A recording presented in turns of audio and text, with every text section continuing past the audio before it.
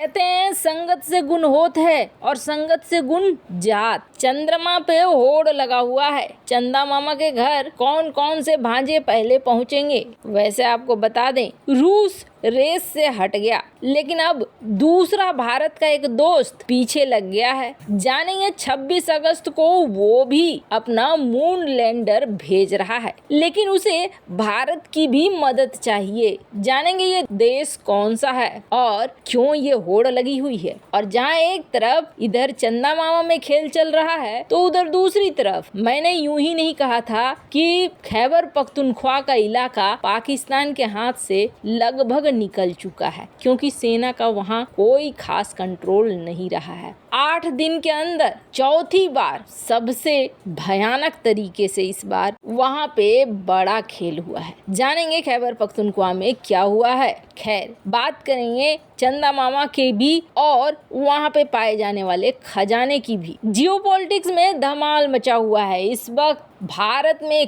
कई जगह पे हवन हो रहे हैं, पूजा पाठ हो रही है, मन्नतें मांगी जा रही है कि कल हमारा चंद्रयान 3 सही तरीके से लैंड कर जाए, सारा कुछ सफलतापूर्वक हो। और ऐसे समझ लीजिए कि भारत और भारतीयों के लिए ये एक बहुत बड़ी खुशखबरी होगी। पर ऐसा नहीं है कि सिर्फ भारत ही, दुनिया भर में चंद्रमा पर कब्जे की होड़ मची हुई है। हर देश चंद्रमा की सतह पर अपने लैंडर को उतारने की कोशिश में जुटा है। भारत का चंद्रयान 3 भी 23 अगस्त को चंद्रमा पर उतरने का पहला प्रयास करेगा। और आपको बता दें, इसी बीच भारत के एक और दोस्त ने फैसला कर लिया है अपने लैंडर को भेजने का। इस देश के बारे में तो यही कहेंगे कि देर आए दुरुस्त आए। भारत का ये दोस्त देश एक परीक्षण करना चाहता है और इस परीक्षण के लिए वो चंद्रमा पर उतरना चाहता है। और भारत का ये देश कोई और नहीं है बल्कि दोस्त देश भारत का ये जापान है।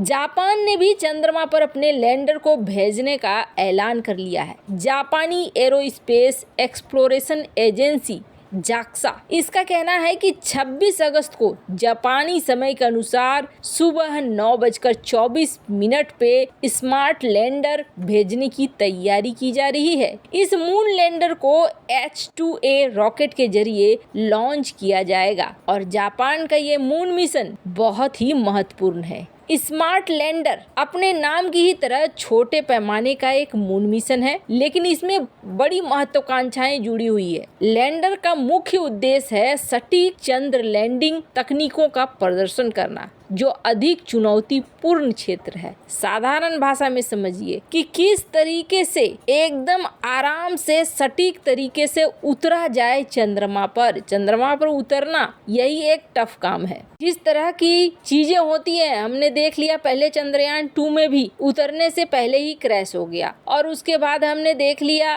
लूना के साथ भी यही चीज हुआ। तो ये जो है ये बहुत महत्वपूर्ण है कि उतरना कैसे सही तरीके से सटीक तरीके से उतरा जाए। सबसे पहले जापान इसी चीज का परीक्षण करना चाहता है कि आराम से हम उतर जाएं। स्मार्ट लैंडर है, कम खर्चे पर है और कम खर्चे पर वो इस जगह पर पहुंचना चाह रहे हैं। अब चंद्रमा पर कहाँ उतरेगा जापान का मून लैंडर? तो आपको बता दें, जापान का जो ये मून लैंडर है इसका टारगेट बहुत बड़ा नहीं है। ये चाह रहा है कि दक्षिणी अक्षांश में ही उतरे, लेकिन ज्यादा नहीं, 328 फीट तक ही आगे पीछे जाएगा। ये बहुत ज्यादा खोज के लिए नहीं निकलेगा। यानी साधारण तौर पर कहें कि किस तरीके से वो चंद्रमा पर अपने लैंडर को उतार सकता है, जापान पहले उस चीज को देखेगा। फिर बाद में भारी भरकम जो भी चीज भेजनी होगी, जो ढूंढना होगा, जो सर्च करना होगा, वो सारा चीज बाद में होगा। खैर, कहा जा रहा है कि जापान अपने मून मिशन के लिए इसरो के संपर्क में भी है और इसरो से भी बातचीत कर रहा है।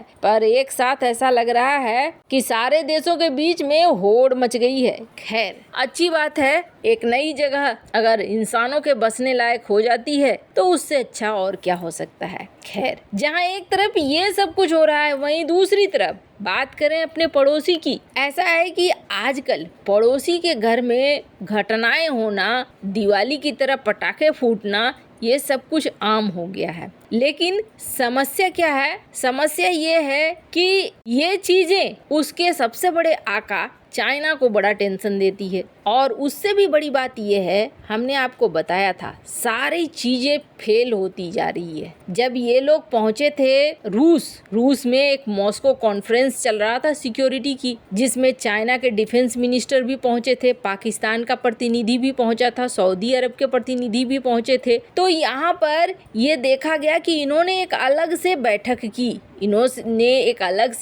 की और उस बैठक का मुद्दा क्या था? उस बैठक का मुद्दा भी यही था कि पाकिस्तान के अंदर कैसे शांति को लाया जाए। शांति को लाने का क्या मतलब था? शांति इस वक्त सबसे बड़ा कारण बन गया है अशांति का, और वो है तहरीके तालिबान यानी कि टीटीपी को लाख मनाने की कोशिश कर रहा है पाकिस्तान या पाकिस्तानी सेना, लेकिन कहीं से भी वो फल फूल होता हुआ नहीं दिख रहा है। चाइना ने खुद एक मीटिंग अरेंज की अफगानिस्तान, चाइना और पाकिस्तान के बीच। कहा गया कि चाइना ने अफगानिस्तान को समझाने की कोशिश की कि अफगानिस्तान, हम तुम्हारे यहाँ निवेश करना चाहते हैं, तुम्हारे यहाँ शांति नहीं है। और बंद कमरे में बहुत तरह की बातें हुई होंगी कि भैया तुम किसी भी तरीके से इनको रोको। अब तालिबान का सीधे सीधे कहना है कि हम इसमें शामिल ही नहीं है। उल्टा तो तालिबान ने अब भारत वाला रूप अपना लिया था। तालिबान ने ये कहना शुरू कर दिया था कि तुम्हारी जमीन से फैलता है, तुम फैलाते हो। हालांकि काफी हद तक ये बातें निकलती रहती हैं। अब अभी हाल फिलहाल में ही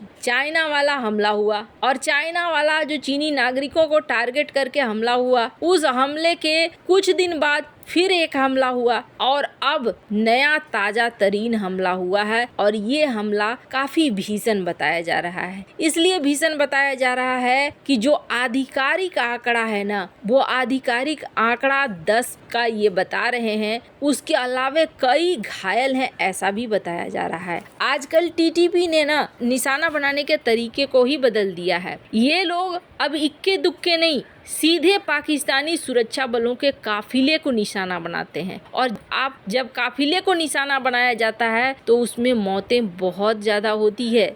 पाकिस्तानी मीडिया की ही रिपोर्ट कह रही है कि इस हमले में 6 सुरक्षाकर्मी तो तुरंत मारे गए हैं और बहुत सारे गंभीर रूप से घायल 4 इलाज के दौरान मारे गए हैं। कुल मिलाकर 10 तो आधिकारिक आंकड़ा है। मरने वालों की संख्या अभी और बढ़ सकती है। हालांकि यहाँ पर खैबर पख्तूनख्वा इलाके में तलाशी अभियान शुरू हो गया है। कहा जा रहा है कि ये एक बहुत ही सुरक्षित जगह बन गया है आतंकियों के लिए, जो खास तौर पर पाकिस्तानी सेना को निशाना बनाते हैं। पाकिस्तान की सरकार ने इसे लेकर तालिबान को कई बार धमकी दी, तालिबान को मनाने के लिए विशेष दूत भेजा, लेकिन इसका कोई फायदा नहीं हुआ। इस वक्त अब पाकिस्तान आग बबूला है। माना जा रहा है कि पाकिस्तानी सेना भी इन दिनों अफगानिस्तान के अंदर टीटीपी के ठिकानों पर ड्रोन हमले कर रही है, और माना जा रहा है कि इस बार पाकिस्तान कुछ न कुछ बड़ा करने के लिए मजबूर हो जाएगा, क्योंकि ये हमला छोटा मोटा नहीं है, ये काफी बड़ा है। खैर, इन सब मामले में आपकी क्या राय है, कमेंट कर जरूर बताएं। जल्द मिलते हैं अगले वीडियो में नई खबर के साथ।